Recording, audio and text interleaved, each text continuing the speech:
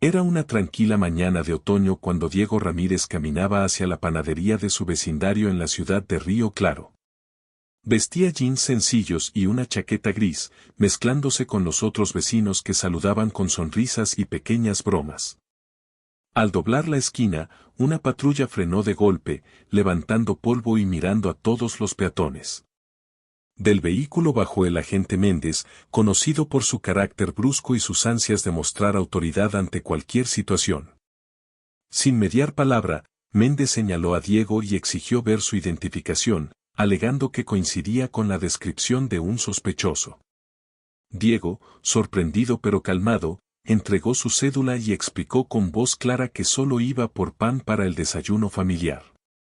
El agente hojeó el documento y frunció el ceño, como si no quisiera aceptar la sencillez de la respuesta que acababa de recibir. Varias personas sacaron sus teléfonos y grabaron, temiendo otro abuso como los vistos en redes. Méndez, incómodo ante las cámaras, decidió esposar a Diego, argumentando que necesitaba llevarlo a la estación para más preguntas.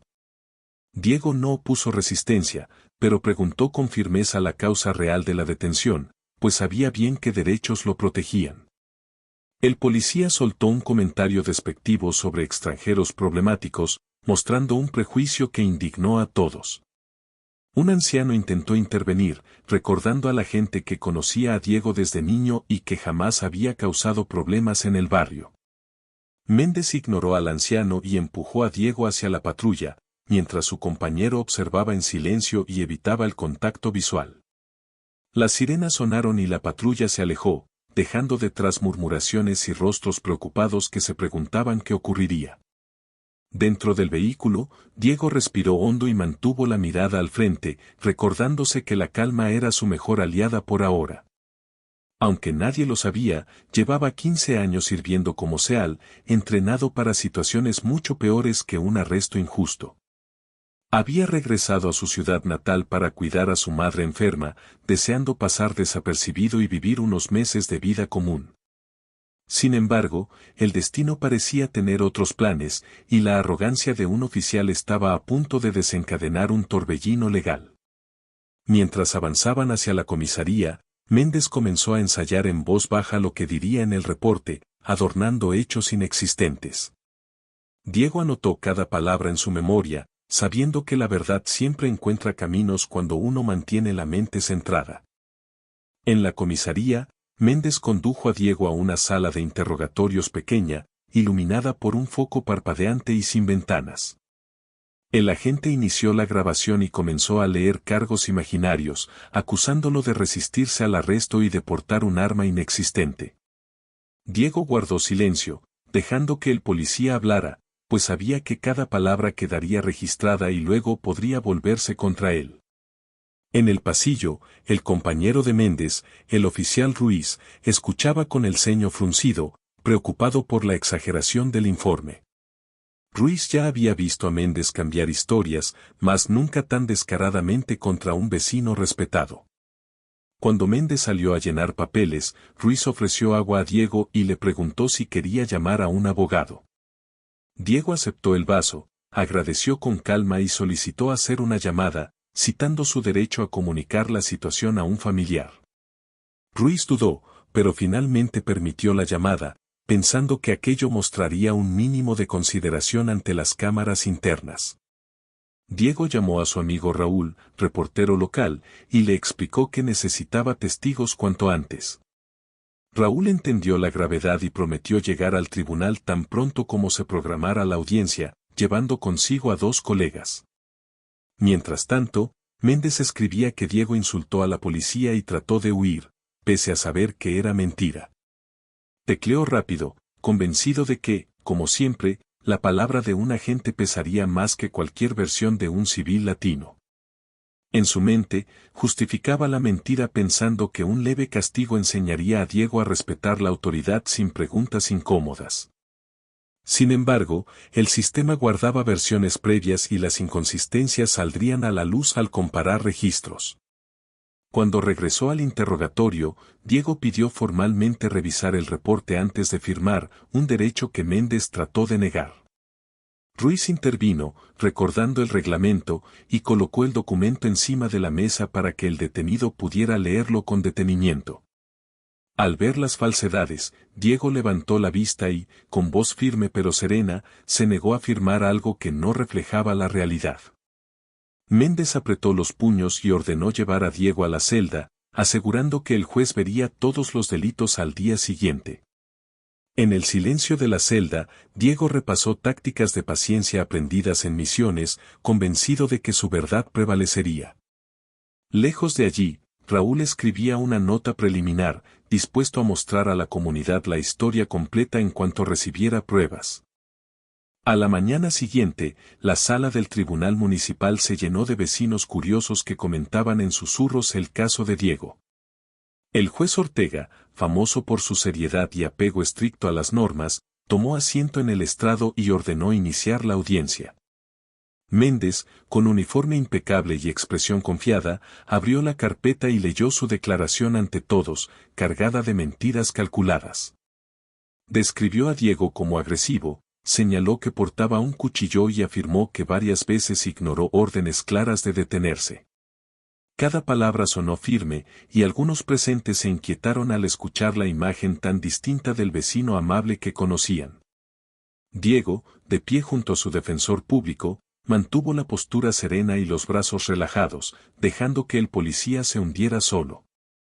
Al turno de la defensa, el abogado mostró un video grabado por los testigos sentados al fondo. En la pantalla, se vio cómo Diego entregaba su identificación sin resistencia y cómo Méndez lo esposaba sin motivo aparente. El rumor recorrió la sala como un viento frío, y el rostro del juez mostró una primera grieta de duda al observar las imágenes. Méndez intentó objetar, diciendo que el video estaba editado, pero los metadatos confirmaban que era una grabación continua.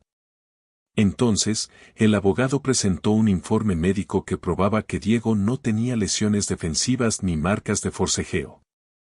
El documento contradijo la supuesta pelea descrita por Méndez, dejando claro que el informe policial estaba plagado de falsedades. Ruiz, llamado como testigo, confesó que el reporte no coincidía con lo ocurrido en la comisaría. Admitió que su colega lo había presionado para firmar sin mirar, pero que se negó por respeto a la verdad y a la comunidad. El juez tomó nota con gesto severo y advirtió a Méndez que mentir en un tribunal puede terminar en cargos criminales graves. Aún así, el agente sostuvo la mentira, aferrado a la idea de que la jerarquía policial lo protegería de cualquier sanción. Fue entonces cuando Diego levantó la mano y pidió permiso para hablar, algo que el juez concedió con curiosidad creciente. Con voz clara, Diego contó su servicio militar, mostró su credencial de SEAL y habló de la disciplina de la verdad. La sorpresa fue total, nadie imaginaba que el hombre callado fuese un veterano tan condecorado. El juez agradeció la información y anunció un receso de 20 minutos para revisar la nueva evidencia y consultar la ley correspondiente. Al regresar del receso, el juez Ortega volvió con expresión aún más seria y ordenó continuar la sesión sin dilación. Informó que había revisado minuciosamente los documentos y halló contradicciones claras entre el informe de Méndez y los hechos grabados. Además, comprobó que el cuchillo descrito jamás fue ingresado como evidencia, señal inequívoca de que nunca existió. El fiscal, al notar la gravedad, se distanció de Méndez y afirmó que la oficina investigaría también la posible mala praxis policial. Méndez tragó saliva, pero se mantuvo erguido, convencido de que aún podía sostener su montaje con algo de firmeza. Diego, siguiendo el consejo de su abogado, entregó al juez una carta firmada por su comandante que avalaba su honor y valentía. El texto hablaba de rescates nocturnos, misiones de ayuda y una medalla al valor otorgada tras salvar a rehenes en el extranjero. Dichas hazañas demostraban que era imposible que un soldado con ese historial reaccionara con la violencia que describía el agente. El juez invitó a Méndez a explicar por qué no reconoció la insignia militar en la billetera de Diego cuando lo registró. Incapaz de responder, el policía balbuceó que no tuvo tiempo y desvió la mirada hacia el piso, evitando la mirada de la sala, enrojeciendo visiblemente. Ortega solicitó al fiscal abrir allí mismo una investigación formal sobre falso testimonio, para proteger la integridad del tribunal. El fiscal asintió y giró hacia el público, pidiendo a cualquier testigo adicional presentarse y aportar información relevante. El profesor García declaró haber visto a Méndez revisar la billetera de Diego con calma y luego guardarla. Su testimonio coincidía con el video y mostraba que el policía ocultó datos que favorecían a Diego. Méndez comenzó a sudar, comprendía que cada palabra suya lo hundía más, pero el orgullo evitaba que pidiera perdón ante todos. El abogado defensor pidió archivar los cargos, alegando violación clara de derechos civiles. Ortega aceptó evaluar la petición y ofreció a Méndez una última oportunidad de decir la verdad. El agente cerró los ojos y respiró hondo, como si buscara excusas, pero solo logró afirmar frases confusas que nadie entendió bien. El público murmuró, Raúl anotaba velozmente, convencido de que la verdad estaba a punto de revelarse. Finalmente, el juez aplazó la sesión hasta la tarde, para redactar la resolución con calma y garantizar que cada punto quedara sustentado. Cuando la audiencia se reanudó por la tarde, el ambiente estaba cargado de expectativa y silencio respetuoso. El juez Ortega bebió un sorbo de agua, revisó sus notas y declaró que ya tenía una conclusión basándose en las pruebas presentadas. Comenzó señalando que el informe policial contenía múltiples inconsistencias graves que ponían en duda la credibilidad del agente Méndez. Además, subrayó que los videos y testimonios demostraban un uso indebido de la fuerza y una detención fundada en prejuicios raciales. En consecuencia, ordenó liberar de inmediato a Diego y cancelar todos los cargos, catalogando el arresto como violación de derechos. La sala estalló en aplausos moderados, mientras Diego abrazaba a su abogado y hacía una respetuosa venia hacia el estrado del juez. Ortega calló el ruido con un martillazo, pues aún debía decidir cómo sancionar al oficial. Mirando a Méndez, anunció cargos por falso testimonio, detención ilegal y discriminación, faltas que podían costarle la placa. El agente parecía encogerse dentro del uniforme, consciente de que su carrera y su libertad pendían de un hilo muy fino. El fiscal pidió una audiencia para formalizar las acusaciones y suspender de inmediato al agente.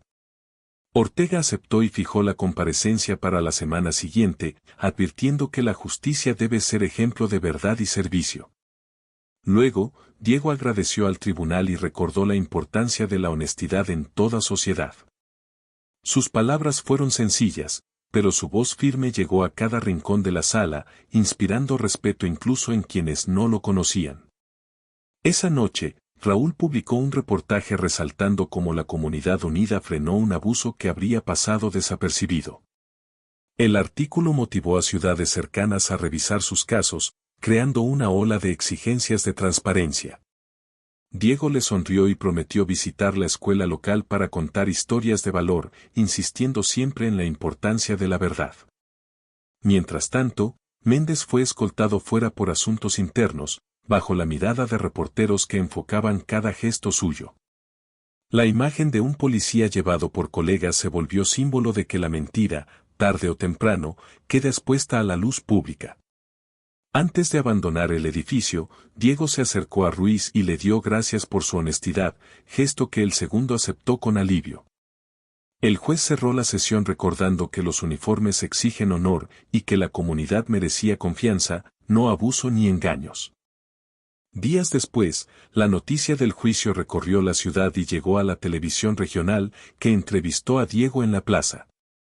Él habló con humildad, aclarando que su historia no era sobre heroicidades militares, sino sobre la defensa de derechos básicos para todos. Gracias a esa cobertura, la alcaldía convocó una reunión para crear programas contra prejuicios en la policía. Vecinos, maestros y comerciantes asistieron, contando experiencias y proponiendo talleres de empatía y revisión de protocolos de detención. La jefa de policía prometió transparentar procesos y vigilar que cada oficial cumpliera el código ético. Mientras tanto, Méndez compareció ante un tribunal interno, donde las pruebas confirmaron su falta grave y resultó suspendido sin sueldo. Su caso sería enviado a la fiscalía y él enfrentaría un proceso penal, recordatorio contundente de que la autoridad tiene límites claros. Ruiz, absuelto de responsabilidades, se ofreció como voluntario para los nuevos programas, decidido a reparar la confianza vecinal. Una tarde, Diego visitó la escuela primaria y fue recibido por aplausos y murales pintados por los niños. Les explicó que el mayor valor no es la fuerza, sino decir la verdad aunque cueste.